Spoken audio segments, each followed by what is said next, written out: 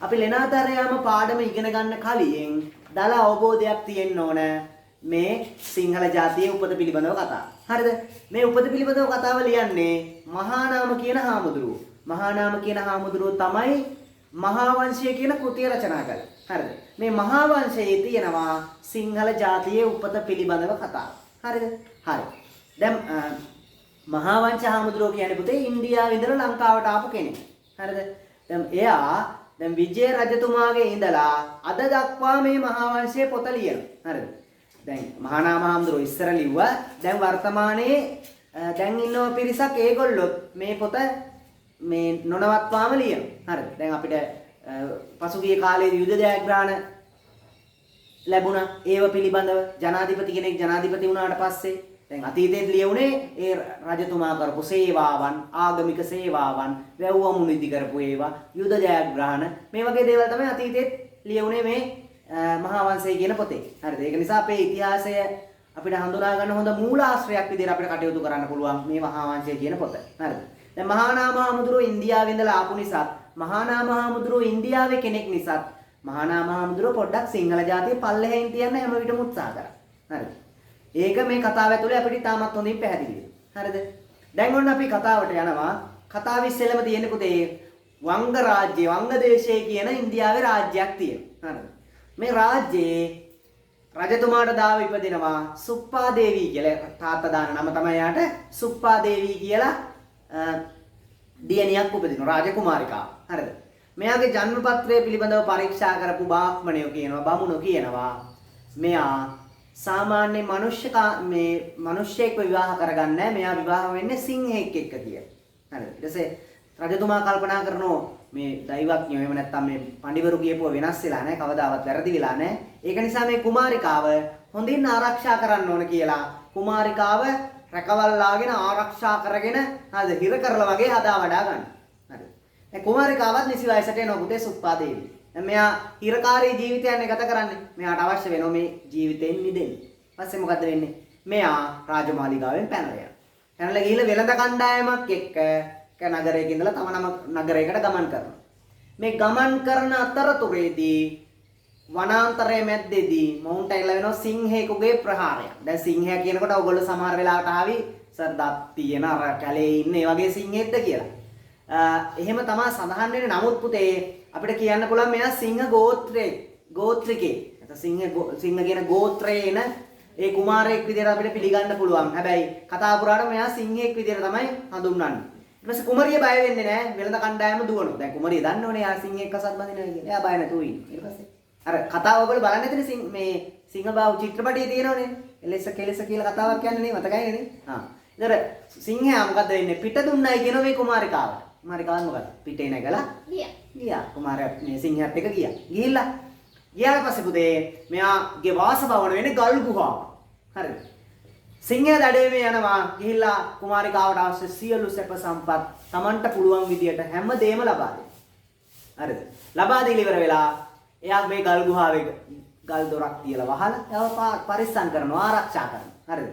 කුමරියට අවශ්‍ය දේවල් ලබා දෙනවා. ඊට පස්සේ කාලය ඇවෑමෙන් සුප්පා දේවිය දරු දෙදෙනෙක් බිහි කරනවා. ඒ දරු දෙදෙන තමයි සුප්පා දේවියගේ දරු දෙදෙන තමයි සිංහබාහු සහ සිංහසීවලී කියන දරුවන් දෙදෙනා. හරිද? ඔවුන්ට හැබැයි මනුෂ්‍ය ගති ලක්ෂණ තමයි තියෙන දෙන්නටම. දරුවන් දෙදෙනාමට තියෙන්නේ මනුෂ්‍ය ගති ලක්ෂණ. හරිද? පියාගේ වෙනස්කම් දකින්නයි කියන එක තමයි ඔවුන් කියන්නේ. දැන් පොඩි කාලේ නම් තාත්තලාගේ වෙනස්කම් දකින්නේ නැහැ නේ. අපි තාත්තලාට හරි ආදරෙන්නේ. ටිකක් අපිට දැනුම් තේරුම් එනකොට තමයි අපිට ගොඩක් අයගේ වෙනස්කම් පේන්නේ. හරිද? මේ දරුවෝ දෙන්නත් එහෙමයි. දැන් තාත්තා දඩේමේ ගියාට පස්සේ අම්මගෙන් විවිධ ප්‍රශ්න අහනවා. අම්මේ ඇයි තාත්තගේ අර දත් දෙකක් දිගට තියෙන්නේ? ඇයි අර ඔළුව වටේට ලෝම තියෙන්නේ මොකද? ඇයි අර දිග නියපොතු තියෙන්නේ? තාත්තා කකුල් හතරෙන් යන්නේ මොකද? තාත්තට නැට්ටක් තියෙන්නේ මොකද? එක එක ඒවා අහනවා දැන්. හරිද? එක එක ඒවා අහනවා කවුද? සිංහබාහු තමයි වැඩිපුර අහන්නේ. අර සිංහසීවලී තාමත් ආදරණීයයි තමන්ගේ තාත්තට. කෙල්ල කොහොමත් එහෙමයි නේ. තාත්තලාට ආදරේ කෙල්ලෝනේ වැඩිපුර. ඒක නිසා ඒ වගේ හරිම ආදරණීය විදියට ඉන්නවා. ඊට පස්සේ මේ ප්‍රශ්නවල කෙලවරක් නෑ පුතේ. සමහර වෙලාවට සිංහෙකුත් අහනවා එක එක ප්‍රශ්න. අහුවට පස්සේ මොකද වෙන්නේ? සිංහයාට තරහ යනවා. කතාවේ තියෙන රොස්වි එදිනේ කීරුදු වදනේ. තාත්තා බයිනෝ මම සිංහෙක් උඹලා ඔක්කොම නරයෝ. එහෙම කියලා තාත්තා බයිනවා. සිංහබාහුට සිංහබාහුගේ හිත එතකොට කුතුහලයෙන් පිරෙනවා. හරිද? සිංහ බාහුගේ හිත කුතුහලයෙන් පිරෙනවා මේ සිද්ධියත් එක්ක. එතකොට පුතේ මොකද වෙන්නේ? සිංහ බාහුව මේ පිළිබඳව නැවත නැවතත් අම්මගේ විමසීමකට ලක් කරනවා. දැන් අම්මට බේරෙන්න බෑ හරිද? දරුවන් දැන් දැනුමින් මුහු පුරා ගිහිල්ලා නේද? අම්මට බොරු කියන්නත් බෑ දැන්. පොඩි කාලේ වගේ පොඩි කාලේ රවට්ටන්න පුළුවන් බොරු කියලානේ. නමුත් මොකද වෙන්නේ? අම්මා ඇත්ත කියන දරුවන් දෙදෙනා කැඳවලා. මම වංගදේශයේ කුමාරිකාවක්. ඔයාලයි තාත්තා වනයේ වාසය කරන වනමුර්ගේ නැත්නම් සිංහයෙක්. මෙහෙම කියලා ප්‍රකාශ කරනවා. කුමාරයා එදිනෙදලා පුතේ එයාගේ රාජ්‍යත්වය සොයාගෙන යන උත්සාහ කරනවා. වංග රාජ්‍යයේ පරපුරෙන් අපිට පැවතගෙන යන රජකමක් තියෙනවා. අපි ඒකට යන්න ඕනේ. ඊටසේ නංගිටයි අම්මටයි කතා කරගෙන යන්න උත්සාහ කරනවා. නංගි කියනවාට මේ ගල් දොර පෙරලන්න බෑ. මේක ශක්තිමත් දොරක්. තාත්තට විතරයි මේක කරන්න පුළුවන්. තාත්තට පුළුවන් නම් මට මොකද බැරි? මටත් පුළුවන් නේ. යාට කොච්චර පුළුවන් නම් මට කොච්චර පුළුවන්ද නේද? එහෙම කියලා මොකද කරන්නේ? තාත්තත් පුතේ අර ගල් ගෙඩි අරන් දාන විදියටම ලෙන් දොර අරින විදියටම සිංහ බාහුව තමන්ගේ දෑත් ශක්තියක් යුක්තව ගල් දොර ලෙන් දොර අරලා තමන්ගේ නංගි අම්මයි එක්ක වංගදේශයේ උරුමය සොයාගෙන යනවා. දැන් ඔන්න බලන්න මෙයා කරන්නේ සාම්ප්‍රදාය අතික්‍රමණය කිරීමක් සිංහ බාහුව සිද්ධ කරන්නේ. සම්ප්‍රදායට යන්නේ මෙයා දැනගන්නවා මේ ලෙන ඇතුලේ හිටියොත් මටත් මේ බල්ලෙක් වගේ සතෙක් වගේ මේක ඇතුලෙන් මැරලා යන්න වෙනවා නේද? එයා මොකද කරන්නේ? අලුත් ලෝකයක් හොයාගෙන යන උත්සාහ කරනවා. අපේ තරුණ දරුවෝ එහෙමයි. හරිද? 17 18 එනකොට විවිධ දේවල් හිතෙනවා. අත්දැක බලන්න හිතෙනවා. මොක කරන්න උත්සාහ කරනවා. හරිද? ඒ හෝමෝන වෙනස් වීමත් එක්ක සිංහ බාහුවත් එහෙමයි. හරිද? අම්මා පුතේ තමන්ගේ තාත්තා දාලා යන්න කැමති නැහැ. නංගිත් කැමති නැහැ. සිංහ සීවලිත් කැමති නැහැ තාත්තා දාලා යන්න. හරිද? නමුත් මේ අයියගේ බල කිරීම මත ඒගොල්ලෝ යනවා. කුමාරයාට මොනවා හරි කරදරයක් වේවි කියලා හිතලා කුමාරයන්ගේ සහේ සිංහ සීවලීගේ අභිවෘද්ධිය උදෙසා අම්මත් මේගොල්ලොත් එක්ක මේ ගමන යනවා. හරිද? මේ විදියට ඔවුන් වංගදේශය බලා පියමන් කරනවා. ගිහිල්ලා වංගදේශයේ රජතුමාට පෙන්නනවා.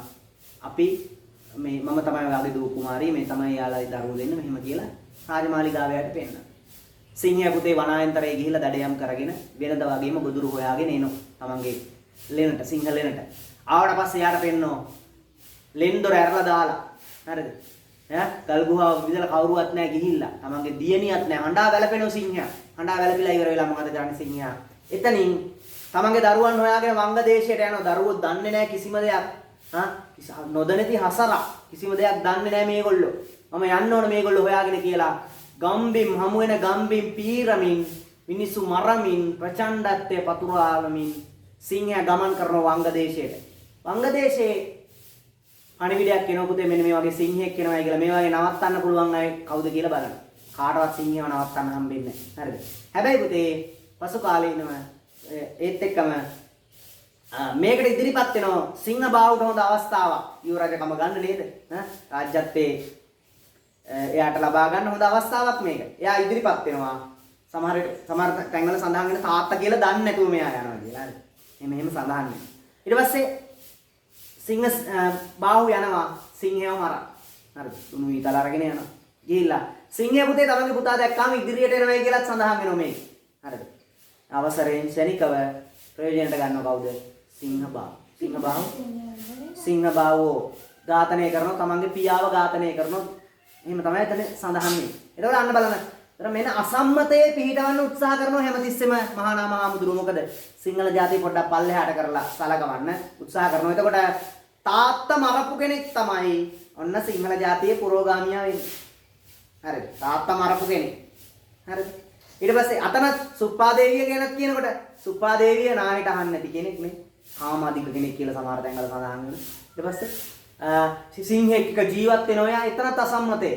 හරිද? දරුවන් හදනවා සිංහෙක් එක්ක අසම්මතේ. ඊළඟට නැවත වතාවක් ගත්තට පස්සේ සිංහ තාත්තව ඝාතනය කිරීමෙන් පස්සේ සිංහ බාහුව කසාද බඳින්න තමන්ගේ නැගණිය වෙච්ච සිංහ සීවලි. එතනත් අසම්මතේ. තමන්ගේ නංගි වෙච්ච සිංහ සීවලි තමයි කසාද බඳින්නේ. දන්නේ නැද්ද ඔයගොල්ලෝ? දැනගන්න. හරි. ඊළඟට මේ දෙන්නට දරුවෝ 16 දෙනෙක් නියුණු 16 දෙනෙක් බිහි වෙනවා. ඒ කියන්නේ දරුවෝ 32ක් බිහි වෙනවා. හරිද? දරුවෝ 32ක් බිහි වෙනවා. මේකේ පළවෙනිම දරුවෝ තමයි විජය කුමාරයා. කවුද? විජය කුමාරයා. විජය කුමාරයා පුතේ ඒත් නාහෙට අහන්න නැති කෙනෙක්. හරි. එයාත් එන්න බලන්න අසම්මතයේ පිළිනව නැති හැමතැනම. හරිද? ඊට පස්සේ විජය කුමාරයාත් තමන්ගේ යාළුවොත් එක්ක නේද? නොමිනා වැඩ කරන ඒ වගේ පුද්ගලෙක්. ඊට පස්සේ දඬුවමක් විදිහට මෙයාගේ කොණ්ඩේ පැත්තක් බූ ගාලා බෝට්ටුවක තියලා පා කරලා එවනවා යනහකට යන්න කියලා. නේ යාළුවෝ ටිකක් ධම්මල බෝට්ටුව වලට නේ බෝට්ටුවට දාලා එවනවා. ඊට පස්සේ පාවෙලා මේ සුන්දර සිරිබරණි අපේ ලංකාවට එනෝනේ. ඇවිල්ලා. ඔන්න දැන් එතනත් එයාගේ අසම්මතයනේ නේද? එයාත් හොඳ කෙනෙක් නෙවෙයි විජේ කුමාර. ඇවිල්ලා යාළු වෙනෝ කුවේනිත් එක්ක. අම්බපන්න. ඔව් කපුකට බින්දින්න ඕ කුවේනි. එතකොට ඒතර අපි දන්නවා ඒතර ස්වදේශීය ජන කණ්ඩායම ලංකාවේ ජීවත් වෙලා තියෙනෝනේ. හරිද? එතකොට ඒගොල්ලෝ කුවේනිත් එක්ක යාළුලා ඒගොල්ලෝ සමූල ඝාතනය කරනවා. විජේ කුමාරය. සමූල ඝාතනය කළා ලංකාවේ පළවෙනි රජතුමා විදියට අභිෂේක ගන්නනවා. එතකොට කුවේනිත් එලවලා දානවා. කුවේට දරුවෝ දෙන්නෙක් ඉන්නවා දිසාලා සහ දීවහත්ත කියලා. ඒ දෙන්නත් එලවලා දාලා රාජ්‍යත්වය ලබා ගන්න ඉන්දියාවේ කුමාරිකාවක් ලංකාවට ගෙන්නගෙන නේ. ඔක්කොම දැන් එතකොට හැමදේම අසම්මතයේ තියෙන්නේ දැක්කද? නේද? එතනින් බීවන පරපුර තමයි එතකොට කවුද? සිංහලයේ කියන්නේ. සිංහල පරපුර කියන්නේ. විජේ කුමාරයාගේ පරපුර. ඒ වගේ අපි සාමාන්‍ය හැමතැනම මහානා මහඳුරු අපි අසම්මතයේ පිළිටන්න කටයුතු කරලා තියෙනවා. මෙන්න මේ කතාව තමයි පුතේ අපිට සිංහ බාහු නාට්‍ය නිර්මාණය වෙන්න පාදක කතාව බවට පත් වෙන්නේ. දැන් මනමේ නාට්‍ය නම් ජාතක කතාවක් නෙනේ. හැබැයි මේ කතාව නිර්මාණය වෙන්න බලපන්න මෙන්න මේ සිංහල ජාතියේ උපත පිළිබඳව දක්වන මේ සිංහ බාහු ඒ කතා ප්‍රවෘත්තිය තමයි අපේ නාට්‍යයට යොදාගන්නේ ඉදිරියට සරච්චන්ද්‍ර මහත්තයා. හරි නේද?